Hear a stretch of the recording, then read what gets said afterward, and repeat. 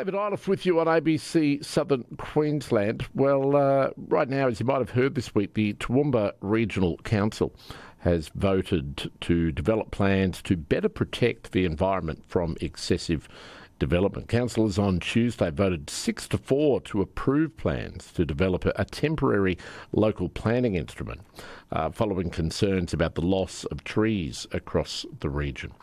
In the debate, Deputy Mayor Rebecca Von Hoff told the meeting she hoped land developers wouldn't take advantage of the time that it takes for council to put in place and implement this temporary policy. I believe in the good of people and that overall this region is loved by the people who live here. I don't imagine anyone wants their legacy to be tied to scorched earth. We have to consider our legacy too, and either way, we will be judged by our leadership. It's Deputy Mayor of Toowoomba Regional Council, Councillor Rebecca Von Hoff, speaking at the meeting there. But it was a slightly, well, can be seen, I guess, as a slightly contradictory decision, with Council also at the same meeting deciding to allow the next stage for the Clive Berghofer land sales to be development in Highfields, which will see the clearing of almost 200 trees. To speak more on this is someone who was at that meeting. Scott McVie is a local environment advocate. He joins me now. Scott, good morning. Good morning, David. How are you going? Mate, I'm very well. Thank you very much for your time. So you were asked to speak on the impact of this particular development at Highfields at the meeting. Is that right? Yeah, that's right. So I was asked at pretty short notice, but that's okay, to give 5 minutes about why it shouldn't go ahead, and then the proponents gave 5 minutes about why it should go ahead. So I gave a speech, took some questions and gave some answers from the council, and then Lynn Berghofer and someone else from their organisation did the same, and the councillors made a vote, unfortunately, in favour of that development. Can I ask you, before we get to the vote and the change in policy that was also voted on, what was the key or the linchpin of your argument that it shouldn't go ahead? Yeah, well, look, a lot of listeners may remember the stink that happened 2 years ago with the clearing on Reese Road. So this is just on the northern outskirts of Highfields. We're talking about large eucalypts mainly. Some are 20 to 30 metres tall. So on the other side of that clearing, which happened 2 years ago, is the next stage they want to develop. And there's about 11, by our estimates, there's about 11 hectares of koala habitat in there. We know that it's very important for breeding and foraging for the koalas there, and the developers just want to knock down the whole lot, like everything, not even work around the trees. There's 199 trees there. They're going to clear fell the whole lot.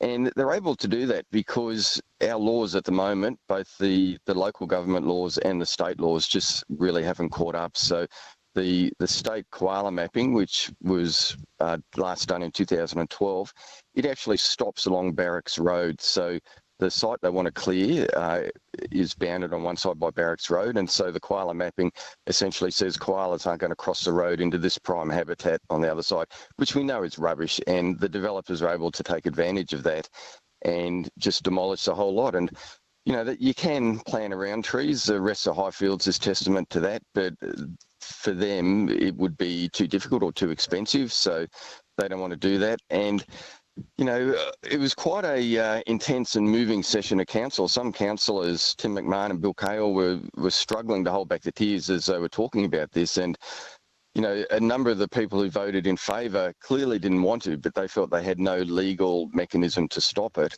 So that's going through. And, you know, whether or not it contravenes federal legislation with the EPBC Act is another issue again, but certainly on the state and federal level, there's nothing stopping that now. And so that whole lot is slated to be demolished. And just picture 20 to 30 metre gum trees, 199 trees of various sizes, the whole lot's going. So in that little clip you played of Rebecca before, she's talking about a scorched earth. That's exactly what's going to happen there.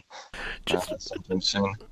A couple of questions from that. Firstly, is Toowoomba Regional Council, in your knowledge, is Toowoomba Regional Council unusual in not having its own policy on this? You mentioned that the state government policy, ends or the border is just before it gets to their area. But is it unusual for a council not to have put in place its own policy like this? I mean, the nature of just like the policy that they've consequently voted on and will start to be enacted now. Should we have had one already?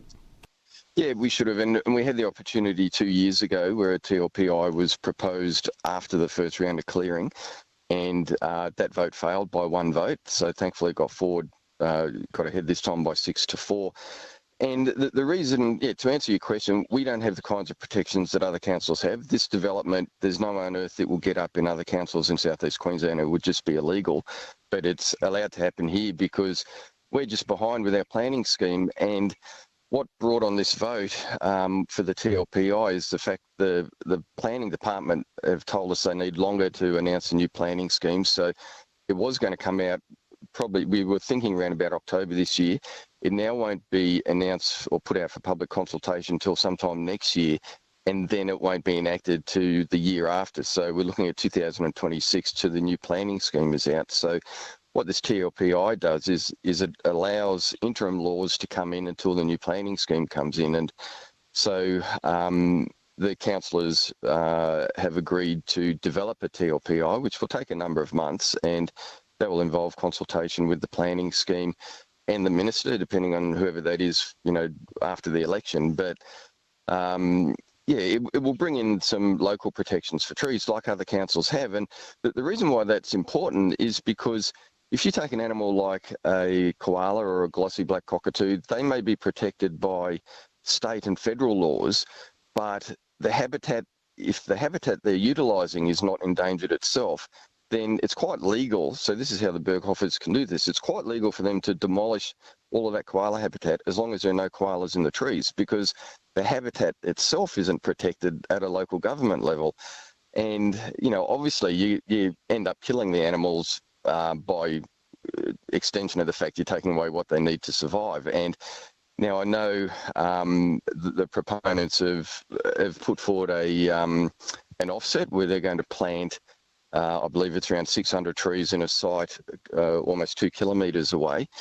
And there are pros and cons for offsets, but the problem that we have with it is that it's going to take a century more for those trees to be the same size as these ones. And in the meantime, you're losing the connectivity which this site offered for koalas. And it's very important that we have large areas that have interconnecting corridors, because if you end up with populations that are isolated, you get a whole lot of genetic problems. You get inbreeding and you basically hasten the demise of that population. And koalas are on track to be locally extinct within the next 10 to 20 years. And this is not helping at all. But the bright side is we have got this TLPI, which will take a few months to come in, and there'll be a lot of discussion about what it will contain. But I kind of feel that we may have lost a few battles, but we're winning the war, and the tide is turning, and we are catching up to the rest of Queensland, thank goodness.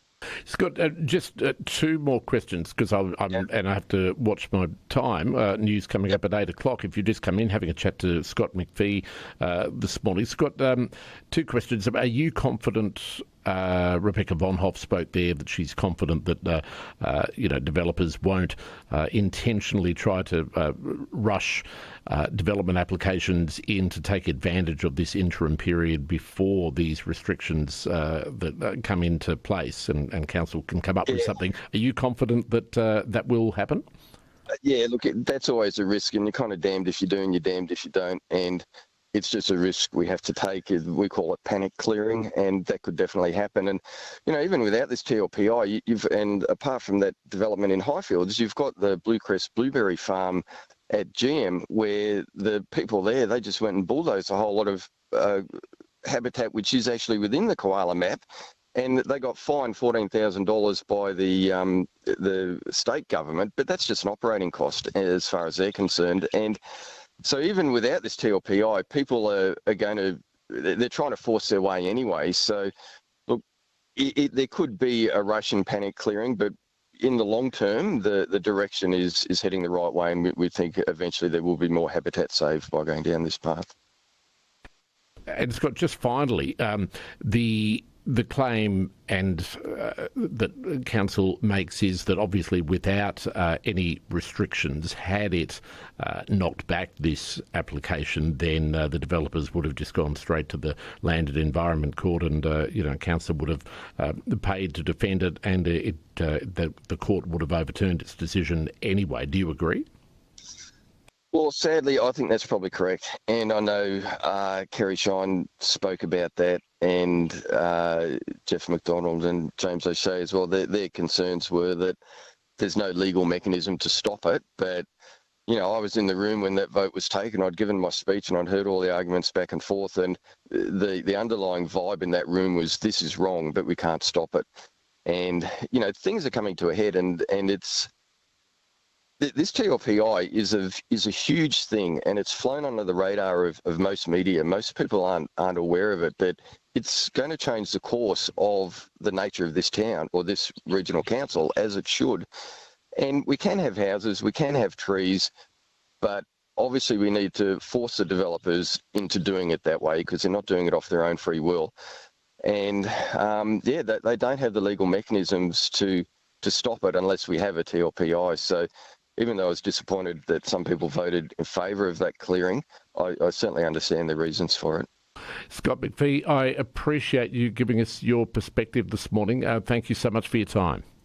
Yeah, thanks very much, David. Appreciate listening. And obviously there's two sides to the arguments. The developers would like to give their side, but that site, it's a beautiful site, and I can't bear to drive anywhere near it now. So if anyone wants to go and have a look, go drive down Barracks Road in Highfields before it's gone.